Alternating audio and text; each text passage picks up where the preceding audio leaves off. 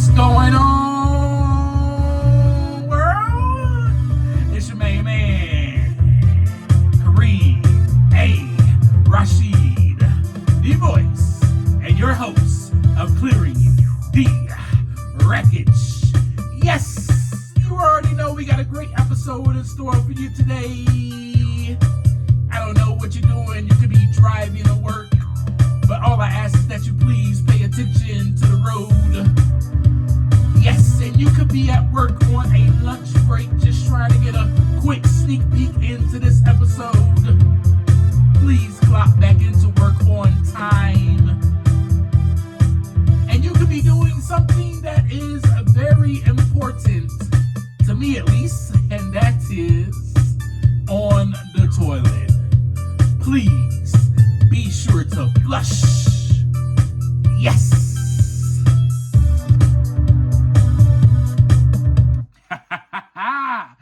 What's going on today, my wreckage clearers? That will be you. You are part of this community where we clear the wreckage. I was trying to think of something to call you, but all I can say is, hey, we are the wreckage clearers. That's what we are. Because around these parts over yonder,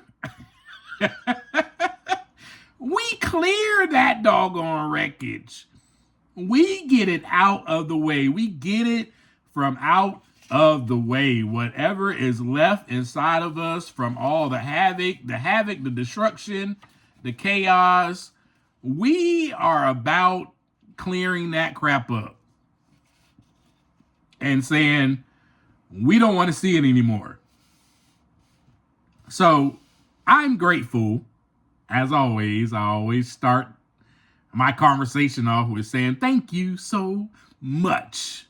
Yes, thank you. That would be you, because you are the one that listens to me every week. Listen to me go on and on and on about all my havoc, all my destruction, all that remains.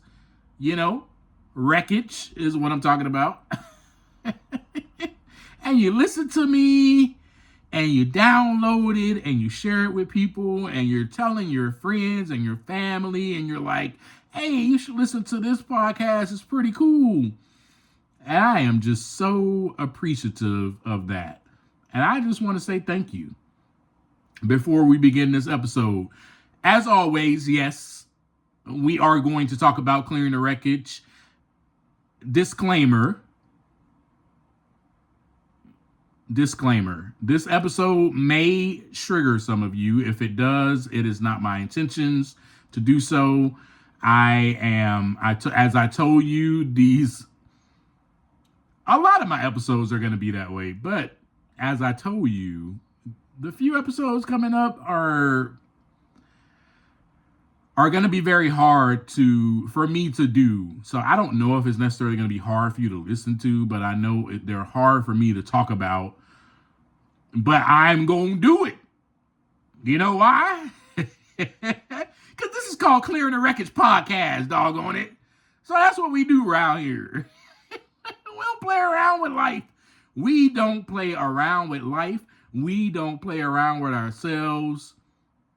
We clear that crap out. Whatever's stopping us from growing, whatever's stopping us from evolving, whatever's stopping us from developing into the best version of ourselves, we know what? We take the time. That's what we do around here. We take the time to look inside so that the wreckage can begin to clear. That's what we do. So I was asking myself, man, why do I feel broken? And that will be the title of this episode. You know, in podcasting, there's something that we must do as podcasters. We must title an episode. Do I want to always title an episode? No. I just want to get on and start talking to you. You know what I'm saying? Have a conversation. We are friends, we are peers, we are in this together, right? We are walking hand in hand alongside of one another. And I just want to go to our favorite coffee shop right now, have a latte, You have your latte, I have my Americano, and we just sit down and we talk and we catch up and we shoot the breeze and we talk about life. When you get together with your friend, you don't be like, all right, we're here now at our coffee shop. We have our coffee. What is it that we're going to discuss today? What's the title of this communion? What's the title of this meeting of minds? You don't do that. So why do I have to do it? I feel like the next episode, I'm not even going to title it. I'm just going to be like, hey, what's up, y'all? What's up, my wreckage clears? Let's go. Anywho, let's hoot like an owl. I was asking myself that question. Why do I feel broken? And I thought that I was done grieving. We're just picking off exactly where we left off from the last episode. My identity was dying. It was going down into the tomb. It was decaying. It was rotting. I was dying.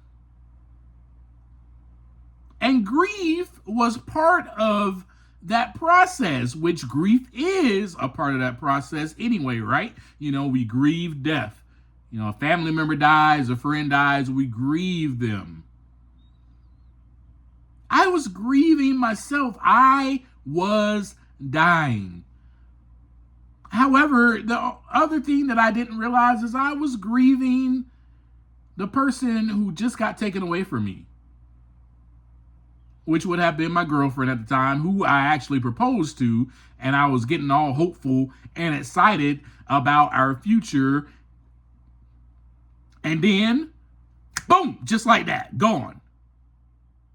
Wait, what just happened? You think that I was supposed to accept that right away? I've been praying to be back into her life and for me to marry this girl. She was the one. She was the love of my life. I was going to be with her forever. I was determined and I felt it was destiny. And then all of a sudden, boom, gone.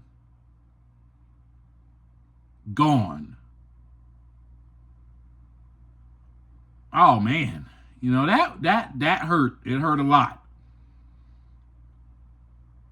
That is when I went through that process of grief. And in that same process, I was grieving my identity. The identity that has been created for me through my parental figures, through society, through whomever else other than Kareem, other than me saying this is who I am and this is who I want to be. Everyone else constructed this model of who Kareem is.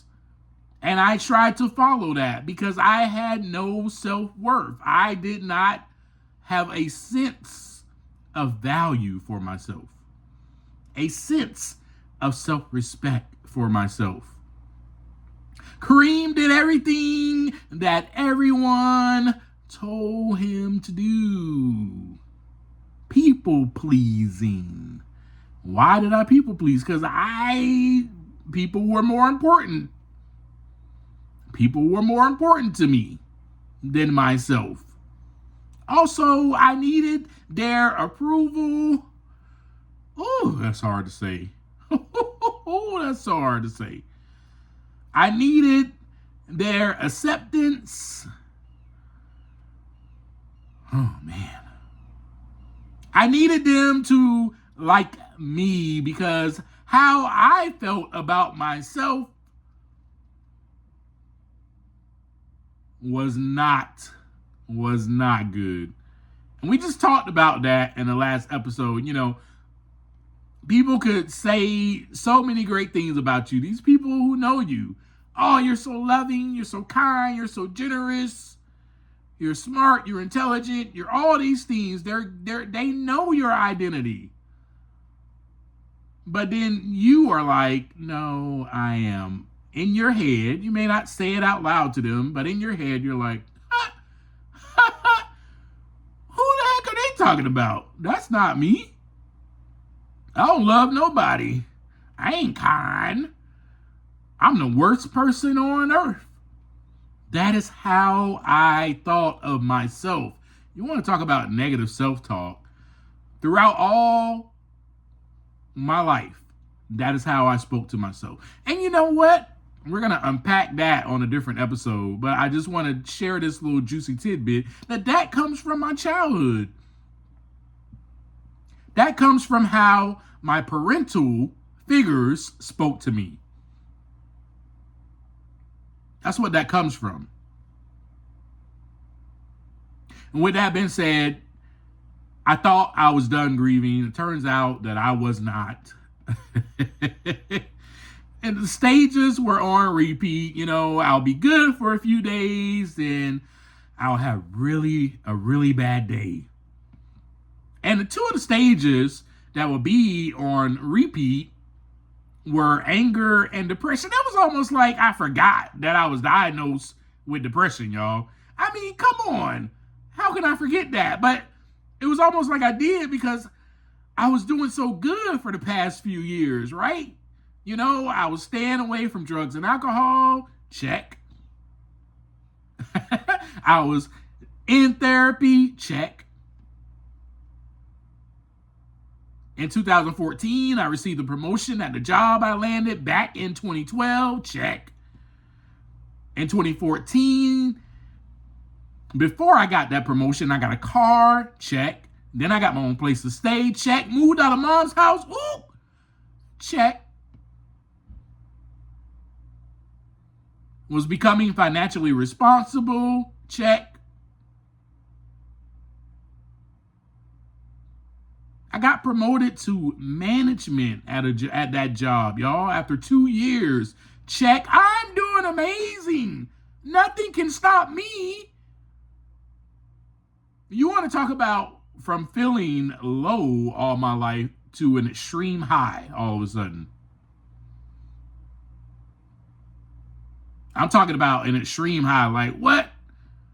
Boy, hey.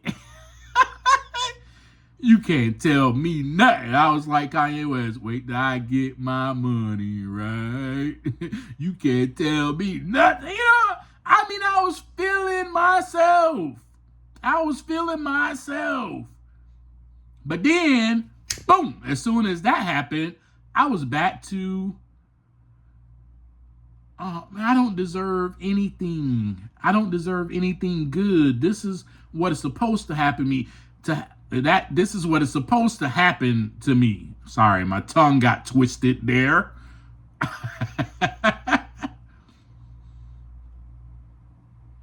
Yeah.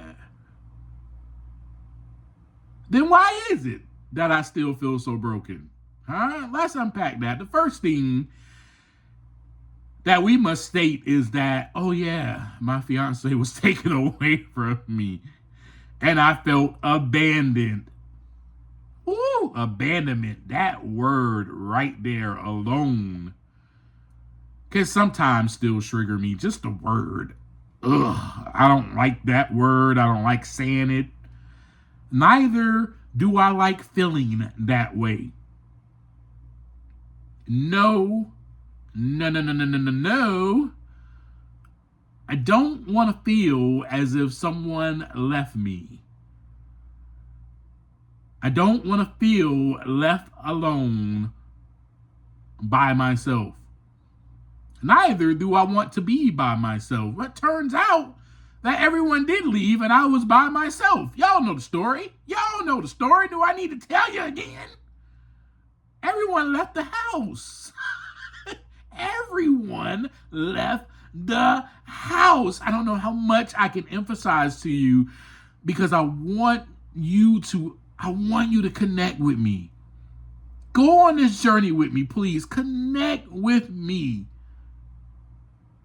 Granted, when my sister left the house, my oldest sister, she did not do this on purpose.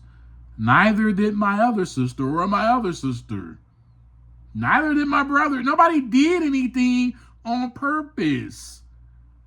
But everyone left. It doesn't negate the fact that everyone left. Yeah, they didn't do it on purpose, but everybody left, doggone it, and I was by myself. My dad also left, and I was by myself. As I'm talking about during my formative years, that is what it affected. Because I was very, very young. In my formative years, I'm learning, I'm growing. And then all of a sudden, boom, gone. I look around, where is my son? Now, what you don't know is that my oldest sister pretty much took care of me. She carried me with her everywhere she went. It was almost like I was her baby. Because mom was working her tail off. Dad was working. Mom and dad were going through their crap. Separation, then divorce, all this. Yes. My older siblings took care of me. And then they were gone. Who's going to take care of me now? Do you get it? Do you see how that feeling comes in? Who's going to take care of me now? Who's going to look after little Kareem? I had no one. And my thought process from all of that was just this. Why does everyone leave? Then I would even answer that question. Here comes the negative self-talk that we just talked about. I would answer that question with, because no one loves me. That answer right there goes back to me not being told I love you as a kid. My formative years. Now, I'm sharing all this with you, and yes, I'm passionate about it, and I'm emphasizing these things because oh my goodness, how much that hurt. How much that hurt.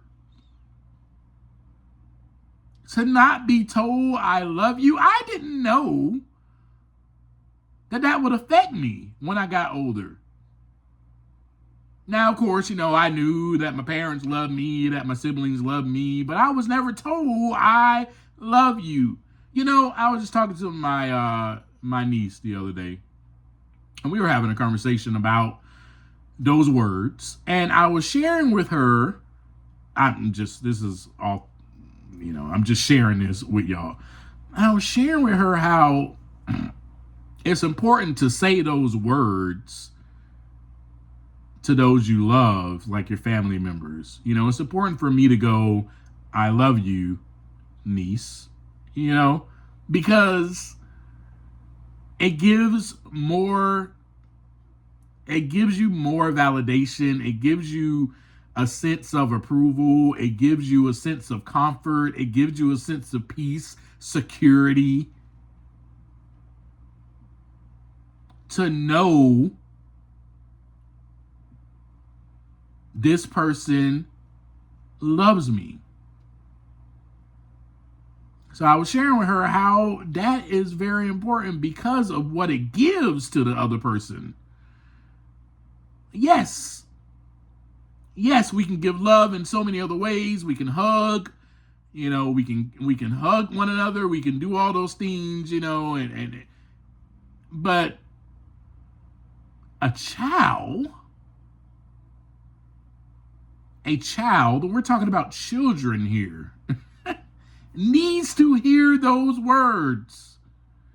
A child who is growing up, that's what I was saying to my niece. I was like, look, you're 16. You still need to hear me say that to you. I still need to say that to you every single time that I see you, every time you're about to leave my presence. You need to know that your uncle loves the crap out of you. You need to know it.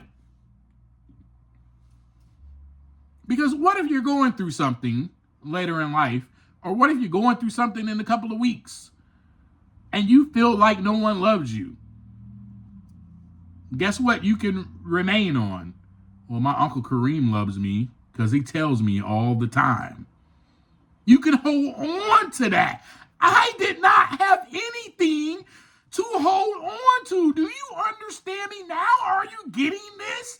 Are you getting what I'm saying now? And how when I feel or felt abandoned, how much it hurt, how much pain it brought upon me because of me, and then me having to question why everyone leaves and then answering it with, because no one loves me, because doggone it, no one loves me, because I ain't have nothing to hold on to. Yes, I knew somewhere there that, oh yeah, no, my fiancé loves me. No, my sisters love me. No, my dad loves me. I knew somewhere in there, but God dog it, I wasn't told it. So you know what I'm gonna think? Nah, that's not really true. Nobody. Yeah, right. I was never told I love you. So I had nothing tangible to hold on to. And then, the no one loves me thing was followed up with, well, I'm unworthy to receive love. Where does that come from? That goes right back to the same thing. No one said it to me. Then everyone left. No one even hugged me. We didn't even hug one another growing up. We didn't touch one another growing up. We didn't show that type of affection. And you think I'm just supposed to not feel that way? I'm just supposed to answer why everybody leaves me with, well, it's just something that happens, Kareem. Nobody's leaving your purpose. It's just something, it's part of life. You think logically I was supposed to look at that and go, well, she left. She didn't leave you. Your fiance didn't leave you. She got taken away from you, because of her actions. When you're feeling this type of emotion, it is hard for you to look at the facts. And it was hard for me to separate the facts from my feelings, and something I learned in therapy and how I've been clearing the wreckage even now today is that my feelings aren't facts. My feelings are so real, though. They're so real. They're so valid. Your feelings are so real. They're so valid. But they're not facts. Because the fact is, I am completely worthy of love.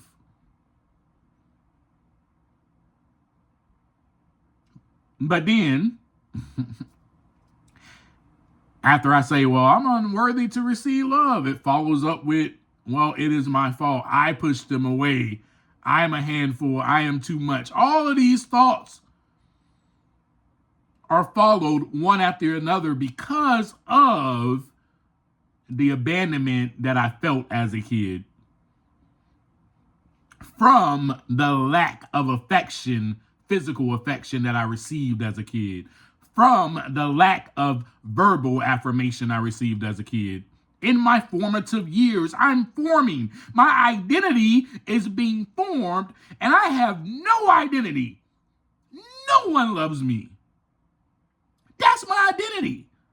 That's why I was dying on the inside. Because I'm like, I have nothing. I have nothing to hold on to.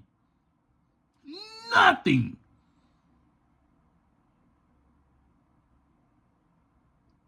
And then I was being raised in these, one religion where I was, praying 5 times a day, then another when I was over at my cousin's house and my aunties and uncles, on my mom's side, I was going to church. I was already confused. And then I'm like, all this stuff is happening to me. Well, then you must have left too, then, God. Haha. Yeah. This God that you say you are, that you are always here with me, you left. You left. Because I shouldn't have to feel like this. I should not have to feel so hurt and so much pain. Should not be going through my body right now. So I thought I was done grieving. I mean, and that's how I felt, y'all. And I know all of this sounds harsh and sounds like so much to take, but that's just the way it was. That's just the way it was. That is how I was feeling. That is exactly how I was feeling. So on July 14th, 2015, I wrote in my journal what was going on with me, and I'll share it with you. It says, I need to know that you are still here with me, Lord. I was talking to that power that's greater than me. Also said, I feel like you have turned your back on me, like you have left me. I know that you say you'll never leave me, never forsake me, but I sure do feel abandoned. I am really hurt and in pain. I feel like everyone just leaves me. No one stays by my side. I need comfort. I need peace. I need to know that you are here. Please do not turn your back on me. Help me. That's what I wrote.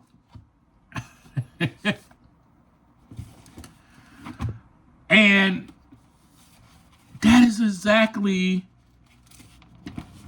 the pain that I was feeling, y'all. That's the pain that I was feeling at that time. And you know what?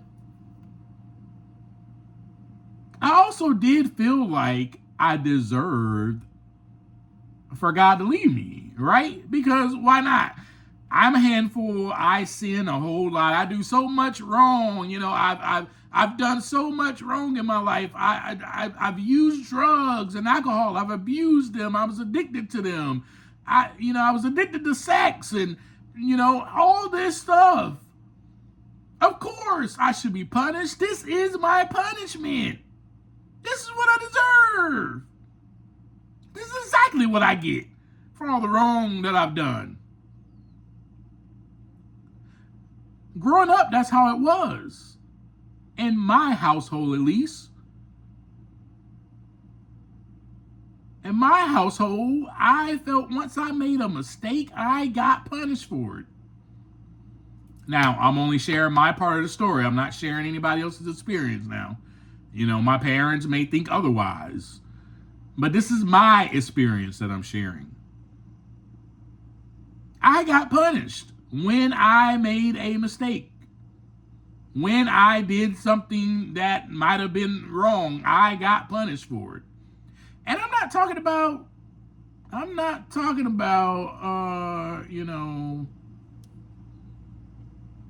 oh, it's okay. It's okay. Do better next time. I'm not talking about that type of reprimanding. I'm talking about punishment.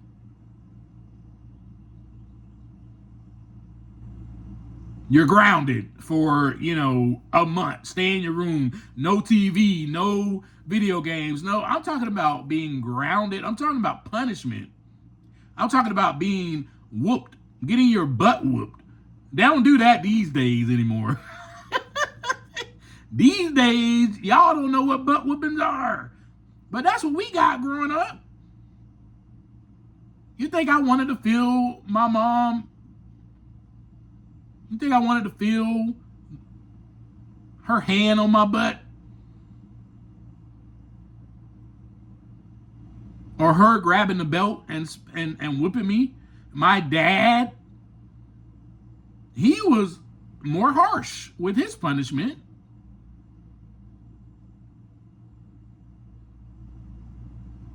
And so receiving that growing up taught me, this is what it taught me, and this is part of the identity crisis that I was having and why I was dying to it, because it taught me that when I do something wrong, there is punishment. And it also taught me, oh, I must have done something wrong because I am being punished. That is how I thought about things.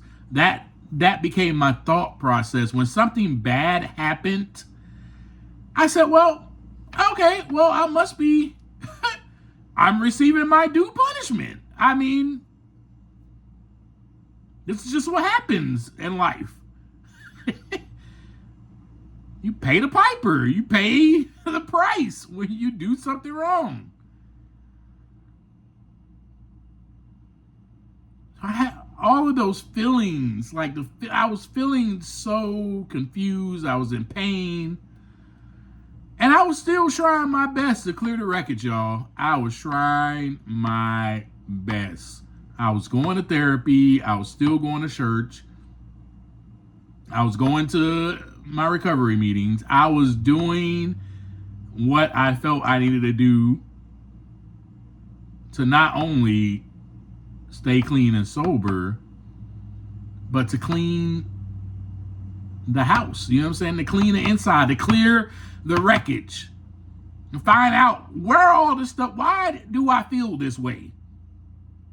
What's going on? So I learned in therapy the things that I just shared with you. That's what I learned. And then I began to clear the wreckage. And I just cleared it with you. I actually just went over how I cleared it with you. My feelings are not facts. I had to present my feelings and present the facts and weigh it. And when I did that, when I took the time to do that, and I realized, yes, my feelings are real when I feel this way. Yes, label it, as I was taught how to clear the wreckage by my therapist. Label this. I feel abandoned, which has me feeling sorrowful, which has me feeling depressed, which has me feeling lonely. Acknowledge that I feel this way. Why do I feel this way? Because this person left me. Acknowledge the fact that, yes, someone did leave. That's not a fib. She did leave. So I have to acknowledge that, as well as acknowledge and label my emotions. I feel sorrowful. Why? Because she left. Facts. That's the fact. She left. Now I feel sorrowful. I feel lonely. I feel abandoned.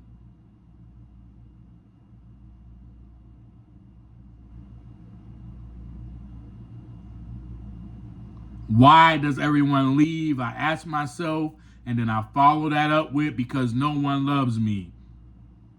That's a feeling. The fact. She loved the heck out of me. She loved the heck out of me. She did not leave me on purpose. Something happened, some mistake that she made caused for her to get taken away. And she did not do this intentionally. She did not think that she was going to be taken away. She did not know that this was going to happen.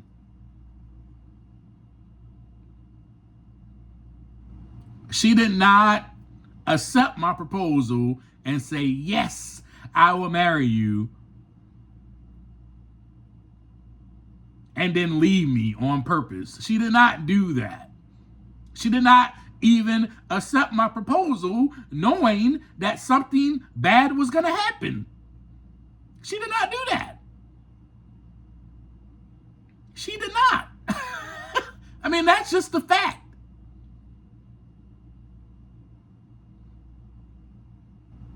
So I have to present my feelings to the table. I was like, all right, put it out. And then present the facts.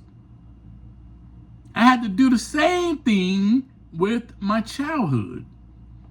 Because at that time, I told you I felt abandoned, which means that I was triggered all the way like, oh, this has happened again?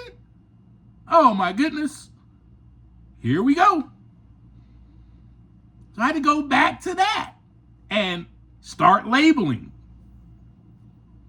my feelings. Sorrowful, lonely. That is how I felt then. This is how I feel now. And present the facts. Did everyone in my house leave me on purpose? No. No. No.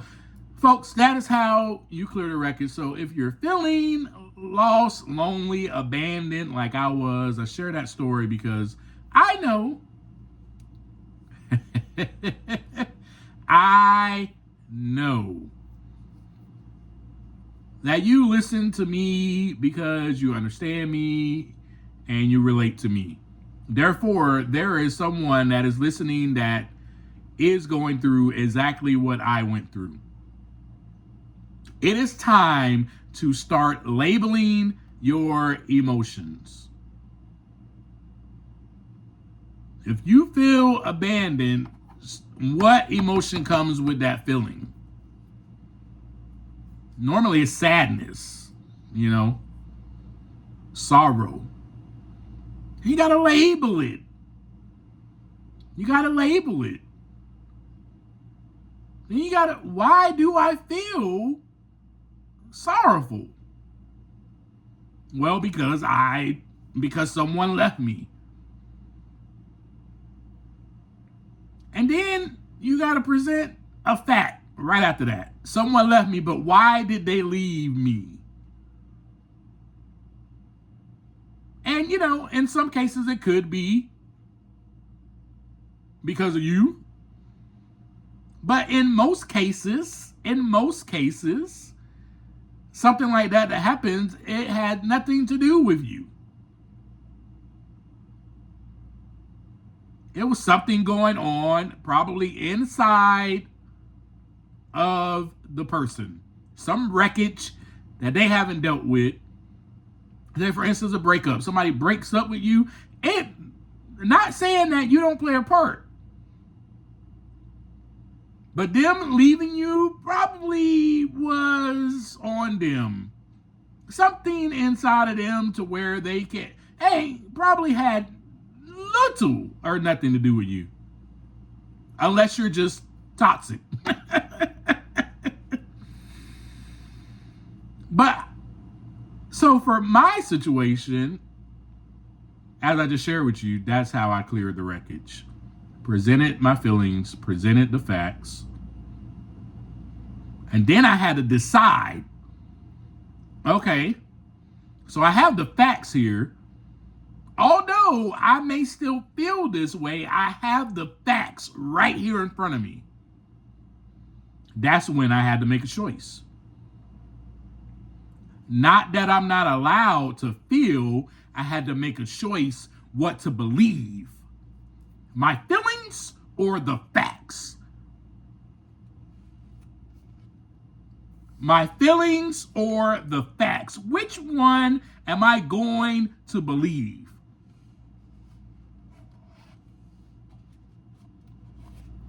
That is how we clear the wreckage around these parts.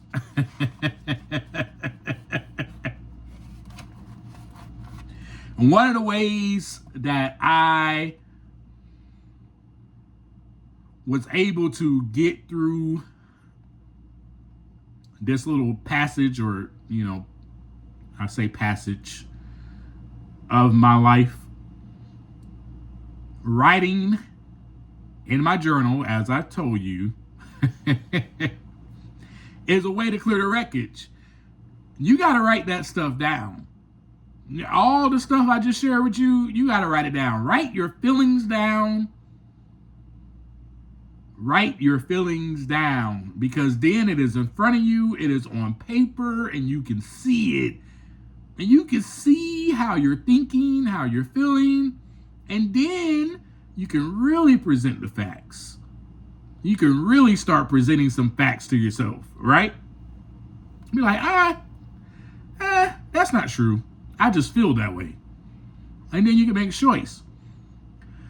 I was feeling broken, so I wrote in my journal and titled it Broken, which later, which is really awesome, which later turned into a book.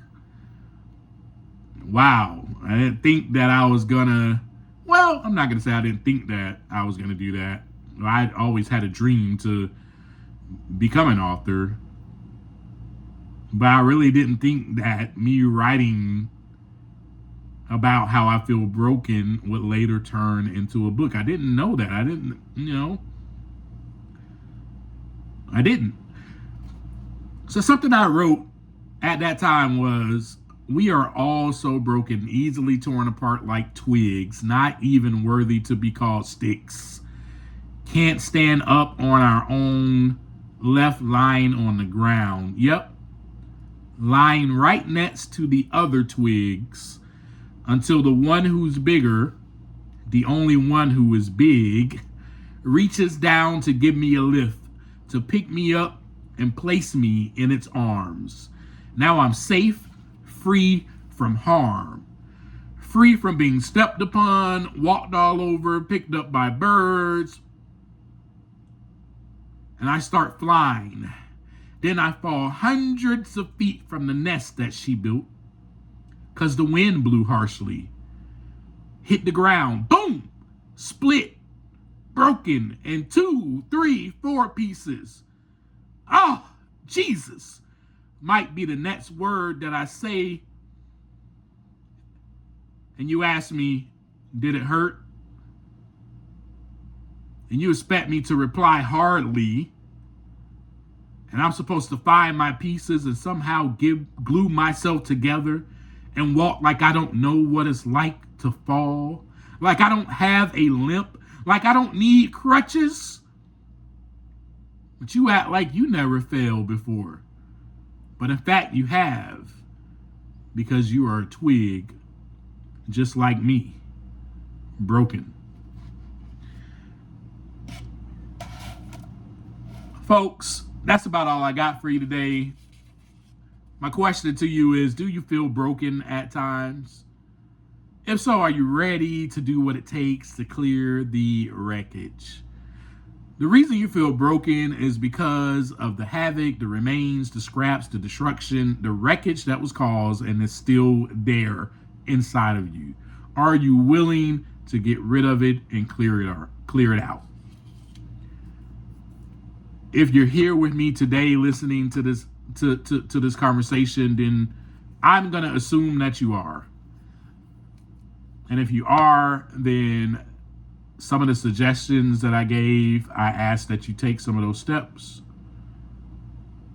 Feelings are not facts. It's okay to feel, but it's not factual. Present your feelings. Oh, how am I feeling? Sorrowful. Why do I feel that way? Well, because such and such just left me, and I feel sad and full of sorrow. Okay, well, why did this person leave me? And then you start to answer it with the negativity. Well, it's because no one loves me. Present a fact. present a fact right there. Find what's factual. Take the time to find what's factual about your situation. No, they didn't leave me on purpose. Or I know that they really loved me. I know that they really do love me. Something just happened where they weren't able to be here for me. You got to go through it all. And the way to go through that, at least for me, and how I clear the wreckage, is I have to write down how I'm feeling at that moment. I got to sit and I got to go, all right, let me see a pen and a paper, whatever. I mean, it could be a sticky note. Just write it down, man. I feel sad right now. You can write it down on your phone, man. I feel so hurt. And then, but write in your journal. Get you a journal. If you don't have a journal, get a journal, because you are a wreckage clearer and you're about clearing the wreckage. So get yourself a journal. Start writing down how you're thinking, what are you feeling, and then present the facts. And then after you present that and weigh it up to one another, choose to believe that the facts are what they are.